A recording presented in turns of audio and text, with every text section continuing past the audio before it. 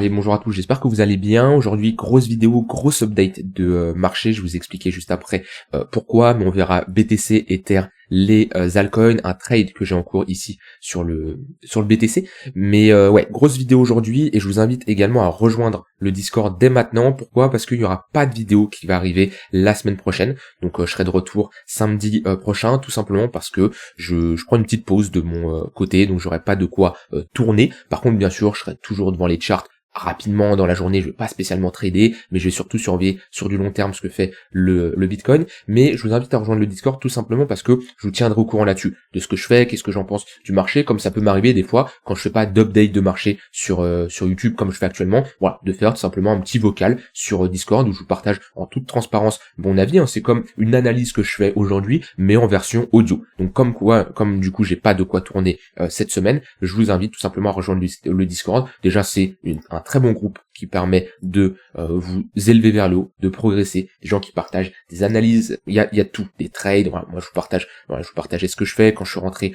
en position, vraiment une très bonne communauté qui se tire vers le haut, qui cherche vraiment à aller de l'avant, qui pose des questions, une communauté curieuse, et c'est comme ça qu'on progresse. Mais le plus important c'est vraiment, ouais, je vous ferai des updates, je dis pas tous les jours, mais ça dépend bien sûr comment le marché bouge. Mais je vous ferai comme ça des updates en version audio. Donc tu peux rejoindre le Discord, c'est entièrement gratuit, je l'ai pas précisé, mais t'as juste à cliquer sur le premier lien en description et tu rejoins le Discord. Donc aujourd'hui on va faire une grosse update, parce que comme je dis du coup, pas d'update lundi, mardi, mercredi, jeudi, vendredi. De mon côté, je vais très peu trader ou alors des gros swings que je pourrais éventuellement prendre, mais il y aura pas d'intraday de mon côté parce que je vais être très peu devant les écrans. On a quand même une semaine chargée, je pars pas au meilleur moment, mais on a la décision sur les taux d'intérêt, comme d'habitude, mercredi à 20h, heure française. Je m'attends pas à beaucoup de volatilité parce que ici c'est déjà pricé, donc en gros la nouvelle est déjà intégrée dans le cours, hein, sauf si au final on a une baisse des taux où là bien sûr ça serait extrêmement bullish, mais pour le moment c'est pas prévu. Donc ouais, la nouvelle est déjà pricée selon moi. Par contre, ce qu'il va falloir surveiller, c'est le discours de Jérôme Powell qui arrivera juste après à 20h30. En fonction du ton qu'il va avoir, les éléments qu'il va mettre en avant, ça aura de l'impact. Ça aura clairement de l'impact sur le marché, donc ça va être un point assez important. Donc on peut s'attendre à de la volatilité pendant son discours avec tout simplement ce qu'il va mettre en avant, peut-être des réponses à ce que Donald Trump également a évoqué d'un point de vue économie pendant ces différents discours qu'il a pu avoir. Et ensuite vendredi on a le corps PCE qui va être un point important en fonction de, alors si on a des résultats qui sont attendus, automatiquement on n'aura pas de volatilité. Par contre si on a des chiffres qui sont au-dessus ou en dessous des attentes, là on pourra s'attendre à de la volatilité. Donc c'est vraiment voilà les deux gros chiffres aux États-Unis qu'on va attendre cette semaine. Maintenant, le Bitcoin, on est toujours dans une zone, on va dire, pas spécialement compliquée, où, comme je l'ai répété, et je l'avais dit, il me semble, il y a 2-3 semaines, ce qui compte ici, c'est pas d'être le meilleur en analyse technique, parce que ça, c'est pas ça qui va vous sauver quand on est comme ça sur ce genre de chart. Ce qui va vous sauver, c'est d'avoir un plan, une stratégie, d'avoir une bonne psychologie, un bon mindset, et se tenir à son plan. Parce que là, la personne qui est pro en analyse technique, c'est pas elle qui va vous dire comment s'adapter à comment va évoluer le marché. De toute façon, l'analyse technique, c'est des probabilités, déjà on est sûr de rien, mais même quelqu'un qui est bon et qui prend des bonnes décisions parce que elle a une analyse technique qui est bonne, dans ce genre de contexte, c'est pas l'analyse technique qui prime, c'est la stratégie, le contexte de marché, la vision globale, nos convictions, et c'est surtout ça qui va nous permettre de bien réussir. Pourquoi ? Parce que actuellement, on est vraiment entre deux bornes, et pour moi, c'est deux niveaux qui sont très importants. Comme je vous l'ai évoqué, si pour moi, après les annonces de Trump qu'il a réalisées ces dernières semaines, ces derniers jours même, on a en plus un marché qui a poussé, qui a fait un nouvel ATH, mais qui ne pump pas, c'est après toutes ces annonces, le même coin qui est lancé, et j'en passe, plus, alors on n'a pas spécialement un sentiment extrêmement positif sur le marché, mais on est dans un contexte avec tout ce qui arrive. Si on n'a pas ici une impulsion haussière et qu'on ne break pas l'ATH et qu'on s'installe sous les 100 000 $, moi honnêtement, je serais plutôt pessimiste pour la suite. Parce que quand on a comme ça un marché avec des news aussi bullish que ça, et je ne comprends pas comment on prend pas un plus 10, plus 15% sur ce qu'on a. Tout ce qui arrive là, le même coin qui est lancé, ça peut être des signaux de top si on n'arrive pas à break. Parce que clairement on a de l'absorption, on a de la prise de profit, on a de la distribution, et ça me paraît bizarre. Il y a quelque chose qui cloche, je ne sais pas quoi, et mon but c'est pas spécialement de l'anticiper, mais c'est de réagir à cette situation. Et je ne comprends pas comment on pousse pas dans ce genre de configuration de marché. Donc pour moi, après autant d'annonces, surtout le fait d'avoir ici une prise de liquidité et on ne break pas. Si on perd le niveau des 100 000 $, moi je serais méfiant pour la suite. Méfiant, c'est pas spécialement bear market et on retourne à 20, 30 000 $. De toute façon, vous ne serez jamais au courant qu'on soit sur un top de marché tant qu'on n'a pas vraiment posé un top et corrigé. C'est-à-dire que là, admettons ça c'est un top. Admettons, on part du principe que c'est la fin du bull market et on est sur un top de marché. Personne se dit ici que c'est un top de marché. Alors il y en a qui peuvent dire, je pense que c'est un top de marché, mais on n'est jamais sûr. À quel moment on est sûr? Bah quand le marché a fait quelque chose comme ça. Là on est sûr que c'est un top de marché. Même quand le marché il est ici, il n'y a rien de top de marché, c'est un range. Par contre c'est quand on est ici. C'est comme le bear market ici. Les gens, à quel moment ils ont parlé du bear market? Quand on était là, personne parlait de bear market. Quand on était là, personne parlait de bear market. Pourquoi? Parce qu'on était simplement sur une correction. Pourtant on a déjà pris moins 45%. À quel moment on a parlé de top de marché et de bear market? Quand on était, je retrouve mon stylo ici, quand on était ici, voire ici. Là on a parlé de top de marché et de bear market. Sauf que est-ce que tu vas prendre tes profits après un moins 60%? C'est trop tard. Donc c'est pour ça que je préfère avoir ce niveau de polarité qui me dirait clairement, on passe en dessous de ce niveau-là. Je crie pas au bear market, mais je vais réduire mon exposition. Et j'ai toujours une bonne exposition sur les cryptos. J'avais déjà pris des profits, j'avais réduit mon exposition. Alors, ma plus grosse exposition à un moment sur les cryptos, on était sur du 85-15. Voire même à un moment, j'étais sur du 87-13. C'est-à-dire que j'avais 85% de mon exposition en crypto et 15% de cash. Cash, c'est-à-dire de l'USDT, de l'USDC, du DAI, bref, du stablecoin. J'ai pris mes profits, j'ai allégé, je suis à moins de 80, moins de 75, largement. J'ai quand même assez réduit, mais j'ai toujours plus de 50% de mes cryptos, largement. J'ai pas le chiffre en tête actuellement, faudrait que j'ouvre un fichier Excel et je vais pas le faire ici, mais je dois être entre 65-70%. Donc j'ai du cash, mais si on passe sous les 100 000 $, je vais à nouveau réduire mon exposition. Et c'est là où avoir du cash, c'est quelque chose de exceptionnel, à quel point on est flexible et on est beaucoup plus à l'aise. Et je le vois entre avoir 85% de crypto et 60-70% de crypto, le fait d'avoir beaucoup plus de cash, on est beaucoup plus à l'aise. Et c'est vrai qu'il y a une mentalité en crypto où faut être toujours all-in, faut être 100% crypto. Et je sais, il y en a beaucoup à l'heure actuelle qui regardent cette vidéo et qui sont 100% crypto. Ils ont que des cryptos, ils ont pas de cash de côté. C'est-à-dire que si le marché baisse et qu'on est à moins 10, moins 15, moins 20%, et le Bitcoin pourrait revenir chercher par exemple 73 000 $ sans vraiment que ça soit hyper grave, hein, en maintenant des gros creux de plus en plus haut, ça serait tout à fait possible, mais pourtant on serait ici quand même sur une baisse de moins 30%. Et la plupart des gens seraient bloqués, auraient un drawdown important sur leur crypto et n'auraient pas le cash pour rentrer en position. Et avoir du cash, c'est vraiment important. Et avoir ce curseur qui me permet d'avoir 30-40% de cash et 60% crypto, ça me fait que le marché baisse, bah oui, ok, je vais prendre un drawdown sur des cryptos, bien entendu, mais j'ai pas mal de cash ici pour rentrer en position. Et si par contre le marché ne baisse pas et qu'il augmente, déjà j'ai 60% de cash qui en profite. Ça c'est un premier point. Et surtout, rien ne m'empêche de me réexposer et de rentrer un poil plus haut, mais pour avoir une plus grosse partie du mouvement. La plupart des gens, sur un mouvement haussier, ils veulent rentrer là, et ils veulent sortir tout en haut. Mais rien n'empêche de rentrer là, et sortir là, et toujours bien en profiter, tout en réduisant son risque, pour, au cas où on n'a pas ce genre de mouvement, mais ce genre de mouvement, de ne pas se prendre un gros drawdown. Et c'est moi actuellement, ma psychologie, mon plan, ma stratégie pour la suite. Parce que Bitcoin, on est vraiment dans une petite compression ici, entre les 106 000 $ et les 101 500 $. Je reste optimiste. Pourquoi? Parce que on est au-dessus du niveau des 101 500 $, et pour moi, j'ai un biais bullish tant qu'on reste au-dessus. Pour moi, on a plus de chances de break, surtout avec les news qui sont tombées. Par contre, faut tenir ce niveau. Et si on commence à le tenir, si on commence à ne pas le tenir et à passer en dessous, je réduirai mon exposition sur les cryptos petit à petit. Pas parce que c'est le bear market, mais parce que je préfère et je serai beaucoup plus à l'aise parce que tout simplement c'est un gros niveau. Donc voilà, et par contre si on break par le haut, bien sûr c'est bullish et on pourra aller chercher les prochaines targets. Donc vous voyez que pour ceux qui attendaient, peut-être qui me suivent depuis un moment, c'est plus dur de trouver un top de marché qu'un bottom de marché. Ceux qui me suivent depuis 2 ans maintenant, même plus, décembre 2022, non début janvier 2023, ici je vous parle de bottom. Je vous parle de bottom à différents moments, j'ai même une vidéo qui est épinglé ici, où je dis comme quoi c'est une erreur ici de ne pas se positionner, de ne pas, je sais plus où j'en parle, de ne pas se positionner à l'heure actuelle parce qu'on est potentiellement sur un bottom et que la plupart des gens font l'erreur d'attendre qu'on soit beaucoup plus bas. J'en parle déjà à ce niveau-là, j'en ai parlé dans d'autres vidéos. Ici, j'ai vraiment insisté sur le bottom de marché.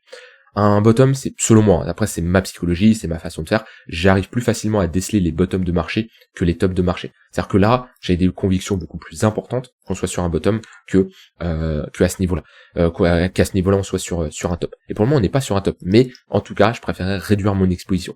Et les gens qui s'attendaient à que je dise OK, faut tout vendre, OK, faut tout acheter, c'est pas ma psychologie et c'est pas mon but. Mon but, c'est pas de vous rendre dépendant de moi, que vous attendiez que je vous dise quoi faire, absolument pas. Mon but, c'est que vous soyez autonome. Par contre, je vous apporte une méthodologie, une piste de réflexion et je vous montre mes analyses. Vous devez voir ça comme une aide, mais vous devez bien sûr travailler vous de votre côté.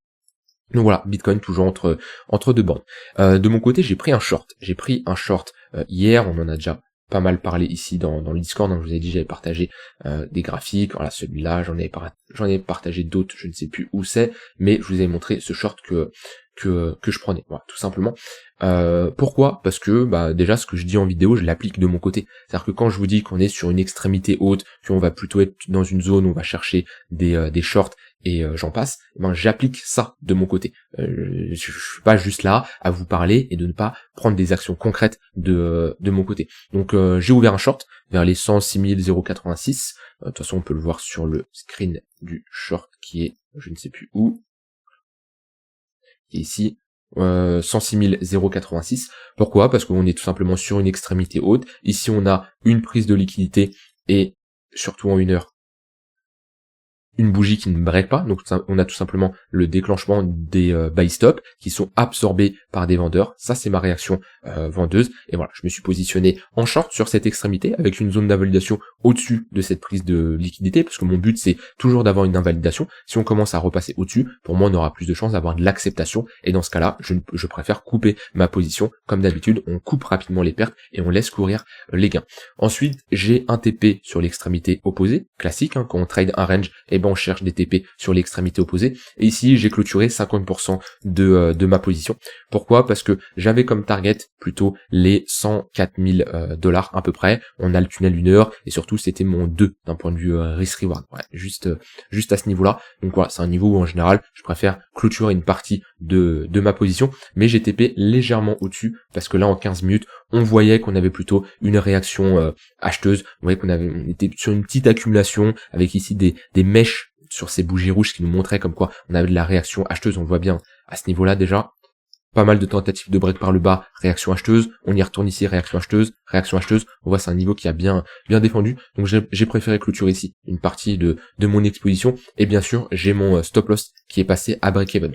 Et ça, c'est la meilleure chose, c'est quand vous avez une position avec zéro risque. C'est-à-dire que j'ai déjà clôturé 50% de ma position, j'ai mon stop loss qui est à break-even, c'est-à-dire que mon stop loss est à mon prix d'entrée, je ne peux plus perdre d'argent sur ce trade, et maintenant, je le laisse courir. Si on m'enclenche mon BE, y a pas de souci. Je passe à autre chose. Si j'ai un setup qui s'enclenche parce que j'ai une réaction vendeuse si j'ai une réaction vendeuse, je pourrais rentrer à nouveau en position. Et si ça part dans mon sens et ça continue, tant pis, tant mieux plutôt, pas tant pis, tant pis d'un côté parce que sur le spot ça baisse, mais sur les futurs ça monte, et j'aurais de quoi ici clôturer mon long. Donc voilà, un trade, comme je l'ai dit, je l'avais montré dans le Discord, et j'avais tout simplement toutes mes conditions pour rentrer en position. Voilà. Maintenant, c'est pas parce que je short le marché que ça y est, c'est la fin, je suis bearish. Il y a une grosse différence entre le spot et les futurs, d'accord. Là, on est vraiment sur le portefeuille et le capital spot, j'ai du mal aujourd'hui, le capital futur. Attention à faire la différence entre le trading et l'investissement. Deux choses totalement différentes, d'accord. Deux choses totalement différentes. Je n'ai pas le même capital en investissement et en trading, et je dissocie les deux. C'est-à-dire que quand je prends un trade, je calcule la taille de mon exposition, je calcule la taille de cette position-là en fonction de mon capital de trading, et non pas en fonction de mon capital d'investissement. Et il y en a beaucoup qui font l'erreur, c'est pas de confondre les deux, mais d'utiliser le même capital. Ils ont un seul capital, et ils utilisent le même en investissement et en trading. Moi, c'est quelque chose que je déconseille, et je vous recommande vraiment de faire la distinction entre les deux. Maintenant, après, quelle partie doit être plus importante, c'est à vous de voir. Moi, honnêtement, en toute transparence, j'ai un capital d'investissement qui est beaucoup plus important que mon capital de trading, parce que je suis beaucoup plus à l'aise avec un capital d'investissement beaucoup plus important. Et clairement, les gens qui font 100% du trading, pour moi, c'est une erreur. c'est une erreur, ayez toujours un capital d'investissement. Vous pouvez avoir un capital 100% investissement et vous dire, bah je ne fais pas de trading, ça ne m'intéresse pas, mais quelqu'un qui fait 100% du trading et qui a un capital à 100% et il a des revenus qui dépendent à 100% du trading, pour moi c'est une erreur et cette personne-là serait beaucoup plus à l'aise psychologiquement parlant si elle a une partie de son capital qui est en investissement. Pourquoi ? Parce que quand on va faire des semaines, des mois en perte, elle sera bien contente d'avoir ces investissements qui lui permettent de compenser ces pertes-là. Et ça, c'est vraiment un point important. Je suis passé par là en focusant beaucoup plus sur le trading que l'investissement. Et c'est pas que ça marche pas, c'est que ça marche. Mais le problème, c'est que quand il y a des périodes qui sont compliquées, c'est plus dur à gérer mentalement que lorsqu'on a des investissements qui peuvent compenser. Donc voilà, après ça à vous de voir si vous êtes à 50, si vous êtes à 70, 30, ça à vous de voir en fonction de vos convictions, en fonction de votre expérience et j'en passe. Mais si vous commencez le trading, vous pouvez être à 10% de trading, 90% investissement ou 5,95. Ça c'est à vous de voir. Donc voilà, trade en cours sur le Bitcoin, je vous ferai une update sur ce que je fais sur ce trade là bien sûr sur le Discord, mais voilà, pour le moment, short qui est en cours, je laisse courir et pour le moment, j'ai pas de quoi clôturer à 100% mon trade, hein. Ma prochaine target, c'est l'extrémité opposée. Dans tous les cas, je pense qu'on est dans une bonne zone pour ce hedge. Même j'ai déjà vu quelques personnes sur Twitter partager ce genre de trade avec un TP tout en bas. C'est une façon de se hedge qui est intéressante, parce que pour moi, si on commence à repasser au-dessus de ce niveau-là, c'est pour avoir un gros short squeeze et aller chercher 115, 120 000 $. Donc c'est une bonne façon de se hedge. C'est-à-dire que chercher des achats ici, chercher des shorts ici. Par contre, si on commence à passer en dessous ou au-dessus, pour moi, c'est pour vraiment péter et aller beaucoup plus bas ou beaucoup plus haut. J'ai du mal à croire. On a comme ça une compression assez serrée, qu'on va à nouveau reprendre une liquidité, réintégrer. Ou pour moi ici, c'est soit ça part d'un côté, soit ça part de l'autre. C'est pour ça qu'on est dans une phase où c'est pas l'analyse technique qui prime, c'est vraiment votre stratégie et ce que vous allez mettre en place sur le marché. Ether. Bon, Ether, c'est globalement pareil, entre deux bornes, 3200 $, 3400 $, un peu plus fort que le Bitcoin aujourd'hui. On voit que il a repassé au-dessus de son tunnel 15 minutes. Là, je suis sur du court terme. Maintenant, il a toujours le 4 heures qui est en dessous au-dessus du court et on a un 15 minutes qui est en dessous le 4 heures, un 1 heure qui est en dessous le 4 heures. Quand je regarde le Bitcoin, on a quand même un 4 heures qui est en dessous, et un 1 heure du coup qui est au-dessus du 4 heures et un 15 minutes qui est au-dessus du 1 heure. Donc même si là, sur du très court terme, on a un Ether qui est plutôt bullish et qui repasse au-dessus du 15 minutes, globalement, Ether reste plus faible que le Bitcoin. Ça, c'est des moyennes mobiles, hein. Ce que je vous montre à l'heure actuelle, les tunnels comme ça, c'est des moyennes mobiles. On a une représentation concrète d'une tendance quand elle est haussière ou baissière. Et ici, j'ai des moyennes mobiles sur du 4 heures avec le tunnel rouge, des moyennes mobiles sur du 1 heure avec le tunnel orange et des moyennes mobiles sur du 15 minutes avec les moyennes mobiles blanches. Donc j'ai ici une analyse multi-time frame qui est réalisée, ça me permet de savoir qu'on a un 1 heure qui est au-dessus du 4 heures, un 15 minutes qu'on est au-dessus du 1 heure, on est dans une forte tendance haussière avec un bon flux haussier. Quand on est comme ça là, ça commence à, voyez, ça c'est, les moyennes mobiles je les utilise pas, hein. Quand on est dans un range, est-ce que ça c'est le bordel là.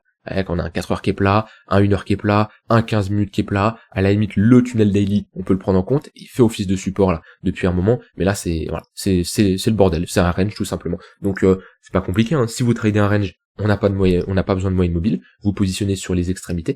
Donc là je peux mettre même un volume profile, hop, de cette manière-là. L'extrémité basse, la value area low, 3200 $ en dessous, bonne zone pour chercher des achats, et la value area high, au-dessus des 3400 $, bonne zone pour chercher des shorts. Et ici, notre value area, on a 70% des volumes échangés, c'est une zone où on ne fait rien du tout, voire on peut avoir un TP partiel au niveau de notre poke, qui est très souvent nos 50% de range. Donc voilà sur Ether, mais comme d'habitude, moi j'attendrai vraiment un break des 3400 $ pour vraiment partir sur du trading beaucoup plus actif parce qu'on aura de grandes chances d'avoir un flux plus haussier. Maintenant, si Bitcoin perd ses 100 000 $, bien sûr, je réduirai également mon exposition sur Ethereum. Les altcoins et Ether sont quand même corrélés au Bitcoin.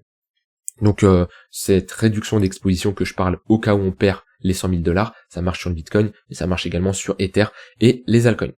Au niveau des cryptos les plus fortes, aujourd'hui on a LTC, AVAX, Bitcoin Cash, on a MNT, STX, WIF. Sur la semaine on a TRX qui a bien performé, il est pas dedans, mais on a ici il est où Jup qui fait une bonne journée, Jupiter. C'est un peu les montagnes russes, hein, c'est-à-dire qu'on pump, on voit qu'en 2 jours on fait ici un plus 50%, En 3-4 jours, on repère ce qu'on a eu, on repump, bon, on est globalement ici bloqué entre deux bornes, on le voit bien. Donc c'est pareil, hein, vous voyez ce que je vous ai montré tout à l'heure sur Bitcoin, sur le trade que j'ai pris, on était bien sûr sur du court terme. Si on peut faire la même chose sur du un peu plus long terme, sur Jup, on le voit bien, bloqué entre deux bornes, une extrémité haute vers les 1,2, 1,3 $, une extrémité basse entre les 0,60, 0,70 $. Si vous avez du mal, de la même manière, vous pouvez ici mettre un volume profile. La value area low et tout ce qui vient en dessous, c'est une bonne zone pour chercher des achats. La value area high, c'est une bonne zone pour prendre tout simplement des profits. Donc maintenant, si on commence à break, on commence à avoir de l'installation, et on parle bien d'installation. Ça, c'est quelque chose, c'est une notion que j'utilise de plus en plus. Je sais pas si c'est moi qui l'ai inventé ou pas, peu importe. J'ai rarement entendu ça ailleurs, mais je pense qu'il y a d'autres mots qui doivent être utilisés. Mais il y a une différence entre un break et une installation. Parce que clairement, si on parle de break, ça c'est un break. Voilà. Ça, globalement, on break notre old range, ici, sur cette bougie. Maintenant, on n'a pas de l'installation. Pourquoi? Parce que de l'installation, ça veut dire passer du temps au-dessus d'un niveau, après l'avoir break, ça veut dire pullback ce niveau-là et avoir un rejet, ça c'est de l'installation. C'est-à-dire que vous avez ici, hop, on va simuler un range, comme ça, tac. On a ici notre extrémité haute, qui est ici, ok. Là, on peut parler de break.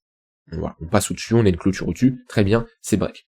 À quel moment on parle d'installation? Soit parce que les données d'après, donc les journées, les semaines, ça dépend de l'unité de temps que vous utilisez, et ben on passe du temps au-dessus. Là, ok, ça on peut parler de l'installation, dans ce genre de cas-là, parce qu'on ne réintègre pas, donc on n'a pas une fausse cassure.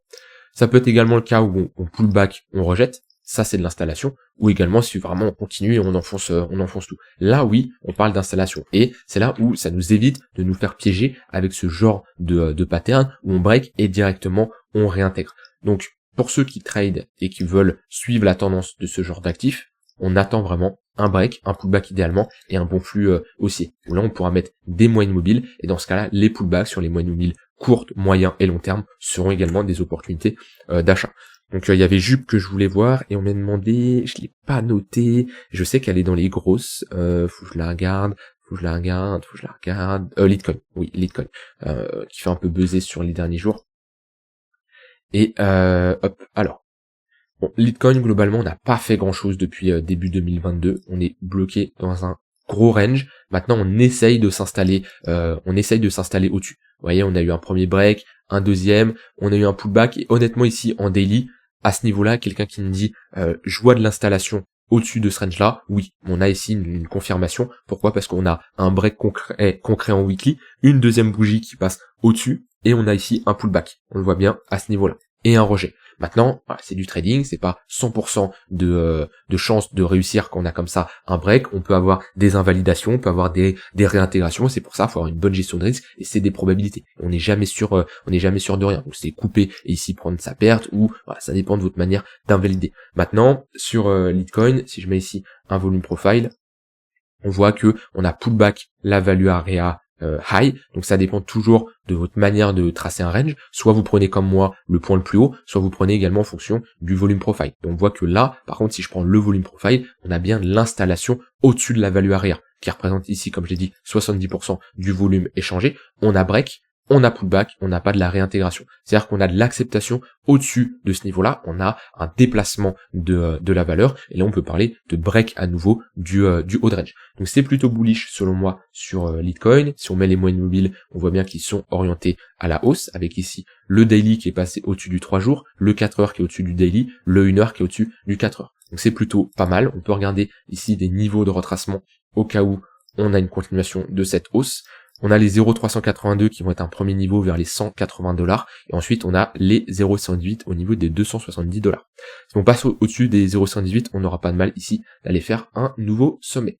Voilà, j'ai pas grand chose à ajouter de plus sur le marché. Soyez prudents, comme je dis, on est dans une zone où c'est pas la personne qui a les meilleurs indicateurs, qui a les meilleurs outils, qui va s'en sortir. Pour moi, c'est celui qui a la meilleure stratégie, la meilleure gestion de risque, qui a des convictions, qui a une bonne psychologie et qui sait s'adapter en fonction de l'évolution du marché. Voilà, je vous ai tout partagé, je vous ai globalement partagé ma vision, ce que j'en pensais, et surtout, je vous invite à rejoindre le Discord parce que pour moi, les prochains jours vont être sportifs. Je vous ferai clairement un suivi sur le Discord. Le premier lien est en description pour ceux qui veulent le rejoindre. Je vous souhaite une très bonne fin de journée et je vous dis à demain pour une prochaine vidéo. Bye bye.